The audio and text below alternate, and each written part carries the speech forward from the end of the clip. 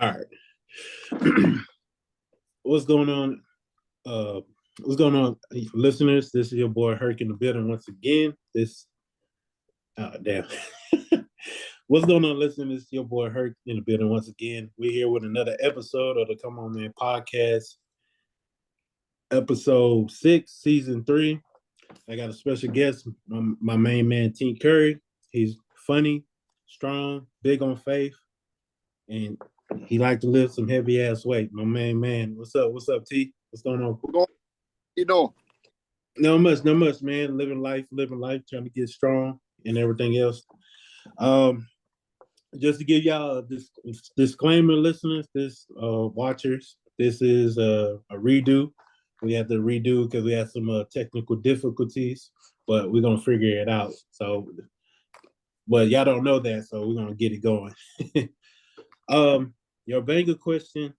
I'd like to start off listeners with or guests with a banger question. Your banger question is, where do you get the saying "another brick laid"? Where did that come from? Oh, my question. Well, how it all got started, it was during my off season. Right after the 2022 Nationals out in Atlanta. Mm-hmm. And I was just, everything felt good. I was just getting ready for the Battle of the Bay. Right. For my connect meet. And I tore my groin in 3 different spots. Damn. Yeah. I know they had to hurt like a lot. Oh, it hurt like hell. It was bad. Like, between 1 and a 10, the shit was a 20. That's how bad it was. It hurt my feelings more that I had to cut my knee sleeves off. Yeah. How much you had paid for them knee sleeves? I know it was in the triple digits for sure. Was it SBDs? No. It was the Enzo's when they first came out. Oh, yeah. Okay. I got you. Yeah. It happened, and I still remember it like it was yesterday. Mm-hmm. It was my last it was my last set of my last rep. Right. I was coming up. All I heard was and I just collapsed. Oh. You hear like a click. It made that sound like a clicking noise or some shit like that? Yeah, like a click. Damn. And it was, man, shit hurt so bad. And the crazy part about it was when I went down, the first thing that came to my mind was everything was over. Mm-hmm. That's what it was. Not many people can come back from, tore groins. You know what I'm saying? Mm-hmm. So pretty much went to the hospital, was just hanging off by a whim. Right. I chose surgery or nothing like that and went straight to PT. Mm-hmm. And when I went there, they said it's like starting from the bottom. And I said, you know what? It's gonna be my first brick right here. Mm-hmm. And I treat the bricks like a foundation. No matter what day it is, no matter how many sessions, good or bad, you gotta lay a brick down. You feel me? Because at the end of but every day gotta be a brick. You gotta have your foundation. So that's why I got another brick laid from. And what was crazy at the beginning, I first did it, I was just like, you know what? I just made a regular catch, another brick laid. And I'm like, damn. And I was just sitting at the house one day, I'm like, it makes a lot of sense. I got to keep on laying them down to get better. Yeah. So every day to get this off of another brick laid. Damn, hell yeah. Yeah, man. Like I said, I've been seeing on IG and everything, and I've been just seeing all the great work you've been doing. Like your numbers been increasing like crazy.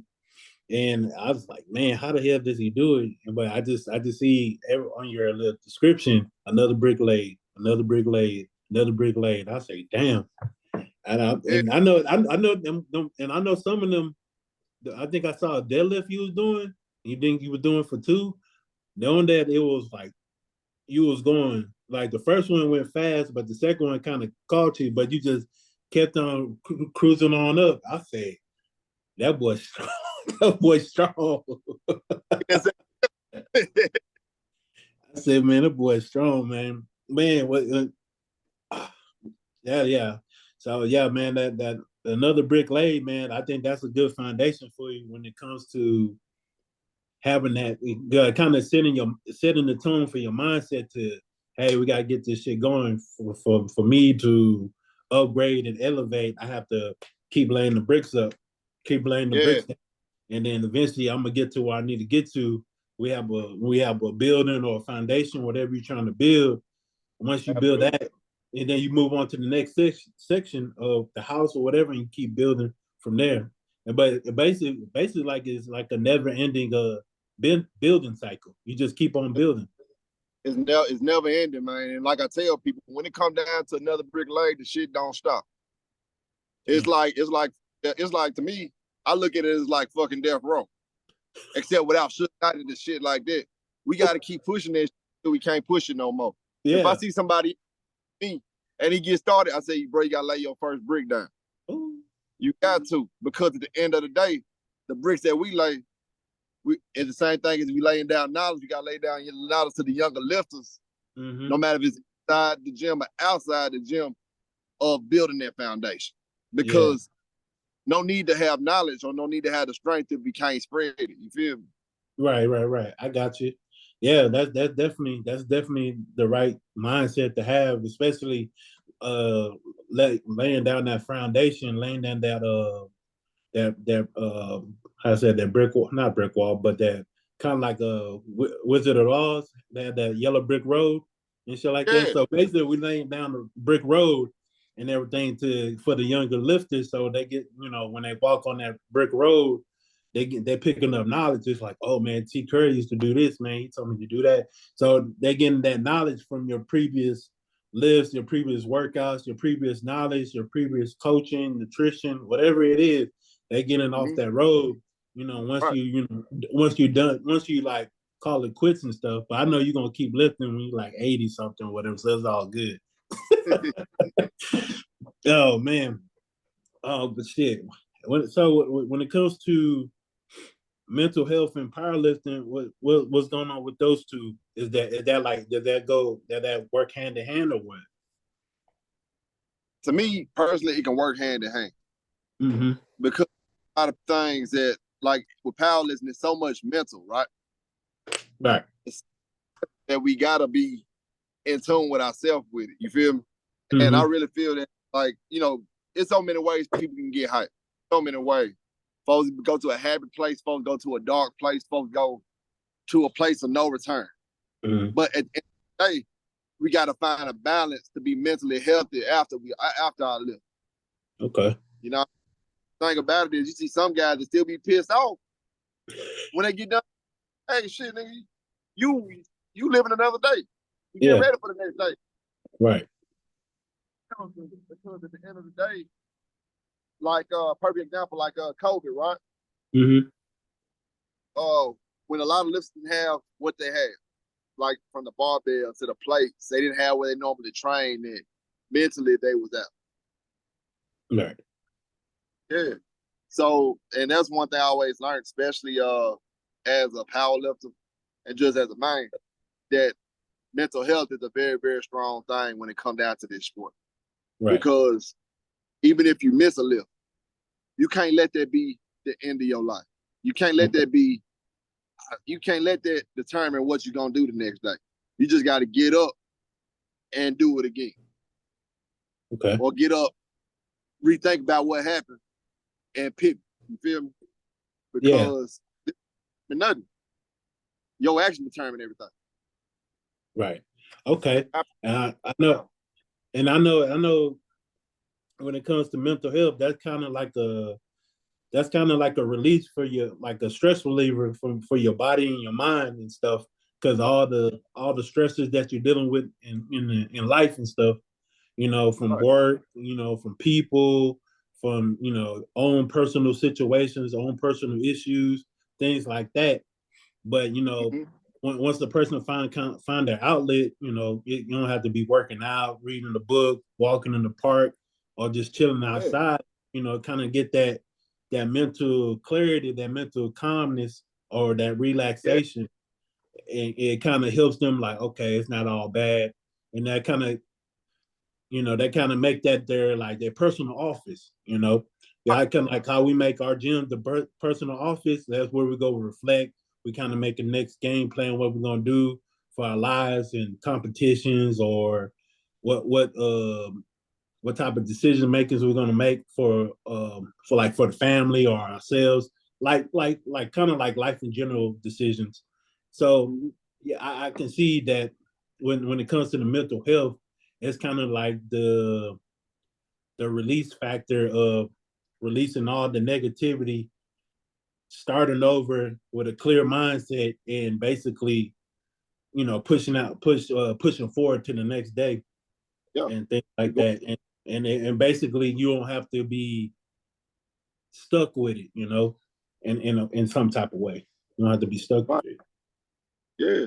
And you gotta and I tell people all the time, even with my younger lifters and stuff, when they ask about how you can get yourself so psyched up, but back to where you went. Like I tell them, you just gotta take, like with me, right? Mm-hmm. I always, like, when I get excited for a lift, or I get in tune for a lift, I always go to one thing that I know that pushes, right? And it's my family. Mm-hmm. About my family, that will get me so thrilled.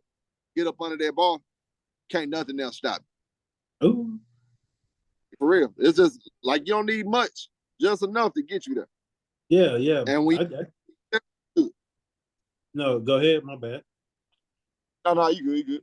No, I'm just saying. Yeah, but I can see. I can understand that part. Because I know a lot of lifters, they kind of like you said, overexert themselves and exert too much energy before they do the lift, and then they bust, and then they mad at you as the coach, or they mad at themselves, like, oh, I should have got that. I've been doing that in training and all this other stuff. And we were like, man, you don't have to do too much. You can just kind of one little bump on the chest and like, okay, I'm good, and then walk to the bar. But I know some, huh? No. I was agreeing with you. No, but yeah, but I see what you're saying with the not exerting too much energy is, kind of just to manage it well, just enough where you can just get the lift and then conserve conserve the rest of your energy for the rest of the competition or the training or whatever you got going for the gym session or just anything in general. So yeah. So um well, the other thing. So what got you into powerlifting? What got you started? Oh man, so this is a good one. Well, what got me started in powerlifting, because honestly, I didn't know what powerlifting was. Mm-hmm. I done playing football, because I started playing football. College football. I played at William Penn University. I was a scout team All-American. Okay. What I mean by scout team All-American, your ass ain't getting playing on Saturday, but I know I can tell y'all up all week. All-American. So I still remember we had coaches we had strength coaches, but all of them, they would have us do little things like, flow press, pin presses, working with chains and bands. And Mm-hmm. I liked it. I loved it. In the back of my mind, I'm like, these motherfuckers trying to grow muscle powerlifting, and I ain't know nothing about it. I was just doing stuff. Yeah. Right. Had us do stuff. So, but we was getting stronger though. Mm-hmm. It was somewhere where I was always anticipating to go to the gym or go to the weight room Monday, Tuesday, Thursday, and Friday. Okay. And that was my day. That was like my season. Okay. The football season, I don't know where I was at, but that was my season. Right. So what happened was, it was one practice. I messed around, caught a concussion. I had my 5th concussion, I believe. Mm-hmm. That's why I got side of my head right here, and I said, you know what? Football might not be for me, and that is. Yeah. And yeah. it was my last practice. Okay. And my season was over with. My season was done. Football was done for me. It was a different chapter. Yeah. So how'd you feel during that time when you knew football was over after you got your fifth concussion? When that time was over with, I was relieved but sad at the same time, because to me, I love football, but football did not love me by whatsoever. Didn't love me. I got tore up playing football more than anything. And I still remember, I was probably I was just driving around through Oskaloosa, Iowa. I was depressed. I couldn't do anything, man. I said, "Dang, football." So I still remember. I called my mama or whatever, and she said, and I told her, I said, I don't know what to do. I told her, this is why I sat down and told her, I do not know what to do with this situation. She said, "Boy, go to the gym and lift till you can't lift no more." Okay. And I was just on the phone, and I said, "Dadgummit, you right." I said, "I'm gonna do this." You know what I'm saying? So what I did. So I still remember it was on a Saturday. Right. Oh, I went down there. You see all these big burly jokers, way bigger than me, because I weighed about 230, but I ain't had no muscle on me. A little bit, but just I want nothing I was just there. Yeah. And I just saw these other guys. "Hey, what you doing like that, mama? Hey, you want to say to the camp?" "Okay. All right." Hey. You good. Say nothing to the camp. But what happened was, I was just looking, and I seen these guys. They brought me in, right? And it was called one listener, his name was Bo Moore. It was another guy named Wayne. You had the strength coaches. They all just would change. The weight was looking a little bit heavy, and they taught me the small things. They taught me the small things and what to do. And what was the small things? You don't mind me asking? How to wrap my wrist. Okay. Stuff like that. How to act, what type of barbells we had. How to box a little bit. Just enough. But I just wasn't ready for the advanced stuff that I was getting into. Okay. And at the beginning of that part, it was just a taste, because I wasn't really sold on powerlifting just yet. Okay. You know what I'm saying? Yeah. So I came back to Memphis, right? That's when, it's a damn mosquito hit my head. No. Yeah, man, it's one thing being out in the country sometimes. Shit, but mosquitoes are bad in the country, boy. I tell you. Oh yeah, man, yeah, but what happened? I came back to Memphis. Yeah. And granted, I did a meet. I haven't done anything, and all I did up there was just bench press. And I did it, and it was a guy. His name was Darius. He asked me about powerlifting. Like, "You should go into powerlifting." I said, "Man, I don't want to wear no damn onesie." That's all I thought of. Like, it's a whole bunch of guys wearing a onesie. Yeah. Doing one. That's all I thought. Right. Next, he signed me up for a meeting. I didn't even know he forged my whole name on them. Oh, damn. Oh, okay. Yeah. I'm gonna get your ass. Boom. Sign my name. So I looked at it. He said, "T, you ready for your first meet?" I was like, "What you talking about?" So you got a bench press only. Oh, damn. Okay. Now, that same day, I tried to figure out all the rules, because I ain't know nothing. And I took singlet, called it a onesie at the time. And I still remember it was that Saturday. I went to a meeting with I think it was a SPF meet. Gym at the same gym I was lifting at. They had the flights out. I didn't know what a flight was. I was nervous. Oh shit. And I did my first bench. Yeah. And so what was the name again? The person that got me in. Yeah, the person got you in. Oh, Darius Tart. Darius Tart. So he was your first time coach? No, he wasn't even my coach or nothing like that. He was just he's just a good friend of mine, and he just saw the potential. So you coached yourself for your first meet? No, I didn't even coach myself. I just hopped in. That boy hopped in like a hot potato. Boy, let me get in there real quick. I hopped in like a DM and ain't never came back. I'm married. Yeah, boy, you had no clue what you were doing out there, man. I ain't know a damn thing. I'm up, right? I get the chalk. I'm just like this. I'm benching other people's weight. I ain't know what So you basically you watching the other person what they doing. You just kind of mimic what they doing. Yeah, I was just mimicking. And then I was like, when I did my first bench, I caught it, and I realized, I don't know what I don't know what it's gonna take me, but I'm gonna go somewhere with it. Something gonna happen. Oh yeah. Not even off trying, but let me keep trying this out, because, like I say, it felt natural, it felt good, and I just kept going, and like I slowly just started to build. And then I coached myself all the way to I think almost 2017, and I got with my coach, Steve. I'm with Steve. I'm with Steve Goggins at Goggins Sports. Okay. With me ever since. Oh, hold on. The actual Goggins the actual Steve Goggins. Yeah, that's my coach. Oh, damn. Okay. Damn. And he live out in Memphis too? No, he live down in Georgia. Okay. Well, damn. So, man, and that was your first experience getting into powerlifting, and you just kind of just fit in where you fit in, basically. Not, is that the saying? Get in where you fit in. And I ain't no shit. That's how bad it was. The bad it was, it happened 3 times. Because the second time it was a push pull meet. Mm-hmm. I ain't squat because I was scared to squat. Okay. I just didn't know how to squat.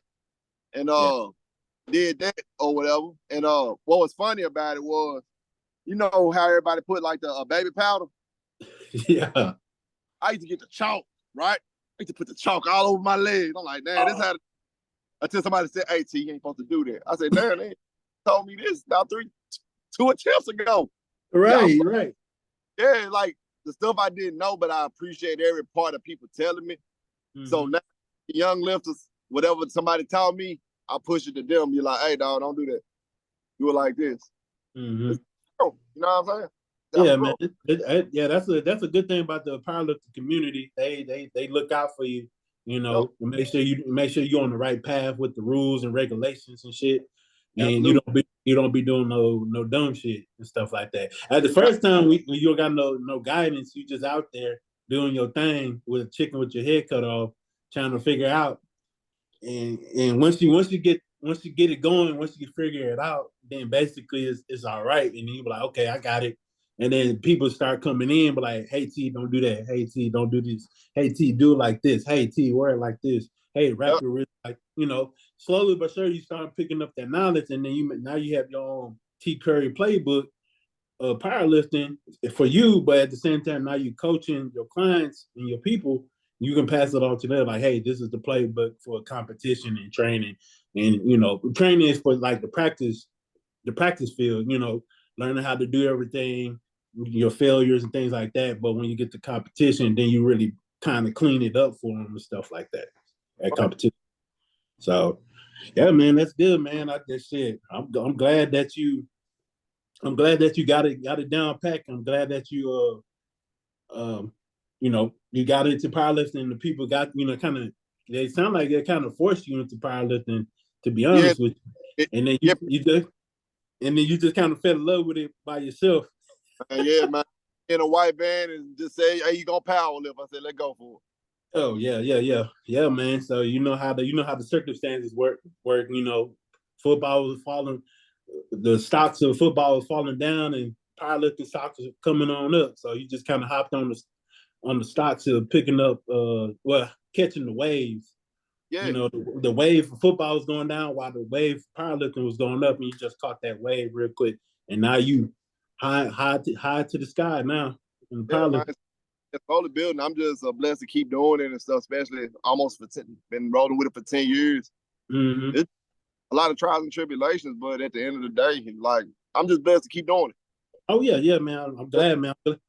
I'm glad that you blessed to do it, and at the same time, I'm glad that you have the ability to still do it, and at the same time, you have the ability to teach others how to do it as well.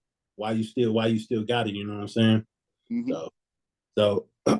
So when it comes to like, no, when it comes to, so what do you do outside of lifting? Do you stay in the gym? Do you got a job, or what you do outside of lifting? Man, outside of lifting? Mm-hmm.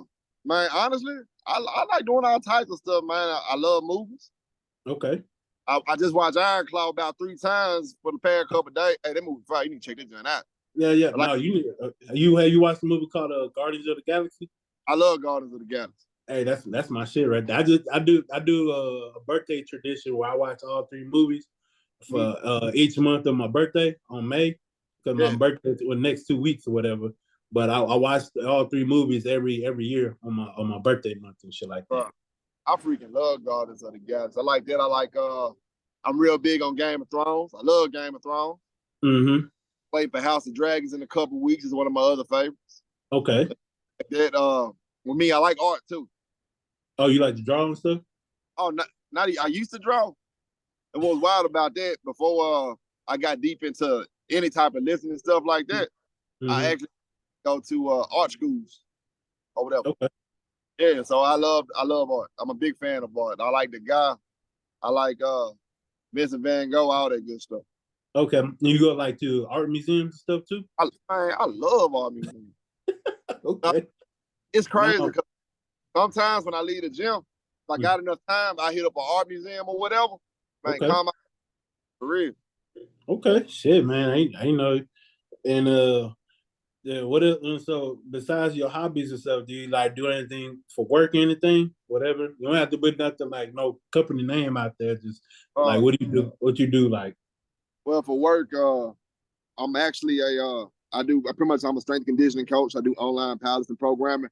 And I'm also a MHC, a mental health tech. Okay. Yep. Okay. So and then so your powerlifting strength conditioning coach, you full time. Full time and PRN as a mental health tech. Yeah. And honestly, being a mental health tech is one of my favorite things. Okay. You just kind of check on everybody's well being, mental health wise. Kind of, sort of. But the thing about being a mental health tech is basically making sure, because I work with kids in my position. So just to make sure they just stay good, like, check on, talk to them. Yeah. Making sure they don't go left field or anything like that. Mm-hmm. Because every kid and working with as a mental health tech is just mainly just being there, just making sure they good. Okay, so you kind of like the big brother for the kids. Pretty much, big brother or the uncle, one or the other. Okay. Uncle T. Oh, Uncle. Yeah. Okay. And them kids, my doggone day. Every time I go in there, they ask me a random question. The first thing first, they ask me about the gym. Like, what you doing in the gym? Tell them what I did. One kid tried to flex and got no piece of muscle on him. He just like that. He looked like a little skeleton out there. They make my day and I make theirs. You know what I'm saying? Yeah. So you kind of like the superhero to them and stuff because you're already big and swole and strong. They look up to you. They admire you because they're like, man, I'm trying to get where he at, man. If he can do it, he looking out for us and everything else, checking on my mental health, not just on one kid, but like multiple kids and making sure they stay on the right track so they can stay off the streets and not do nothing stupid or off themselves and shit like that. So that's good, man. I appreciate you doing that type of work and making sure the kids of Memphis are staying on the right track when it comes to education, when it comes to the mental health, their physical health, and just everything in general, man. So you're doing great work, man. I appreciate that for you. That really means a lot. I appreciate that. No problem, man. Shit, we already hit your questions. I'll give you the floor and give you like a couple minutes to give some positive affirmation or positive advice for the watchers or listeners to have some type of positive feedback to help them elevate in life or move forward in life, and just anything positive to help them or to take something from this video in episode and stuff. Okay. My number one thing is just don't give up at what you do. It's like, let the word can't motivate you, and don't let the word can't mess you up, because what happens, a lot of people let the word can't throw them off guard. You can't let that happen. Make can't be. When somebody say you can't do it, show them that you can. Show yourself that you can do it. Mm-hmm. Can't make it or break you. Don't let that break you. Okay. That's it. Well, man, appreciate it, T. I would just, like I said, I already gave you positive information, man. You're doing great things out there in Memphis as a strength and conditioning coach and a powerlifting coach. You're doing great things as a person, being a mental health tech. And I just send you nothing but positivity and blessings to you and your family. And man, just keep it going, man, and stay strong, man. That's it. That's all I got. I really appreciate that now. No. Anytime, man. And listeners and watchers, appreciate y'all watching the video. If you have any questions, leave it in the comment section. Until then, peace, love, and positivity. And we out. Yeah. All right. Yeah. So, and stop recording.